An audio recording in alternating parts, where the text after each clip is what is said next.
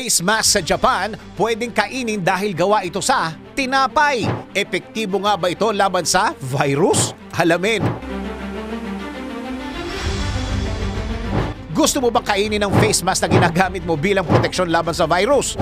Ito lang naman ang imbensyon ng 3 university students mula sa Okinawa at Fukuoka, Japan.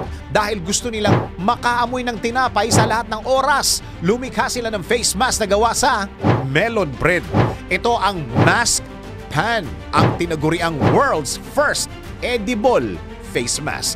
Ngunit, epektibo nga ba ang mask pan na ito? Alamin natin.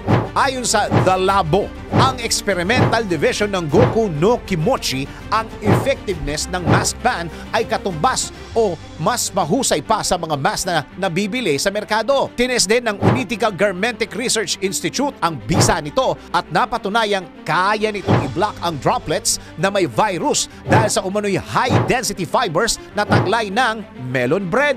Ngunit ayon sa mga eksperto, mababawasan ang performance ng mask pan kung kakainin ito mula sa loob. Nagbabala rin silang huwag kainin ang outer part ng mask, lalo na kung ginamit ito sa labas at mataong lugar. Mabibili ang 5 piraso ng mask pan sa halagang 1,800 yen o higit 700 pesos. Ngunit mabilis itong na-sold out matapos ilabas sa publiko. Ngunit kung ikaw ang tatanungin, susubukan mo bang gumamit ng mask na gawa sa tinapay? DWIZ Research Report. Report.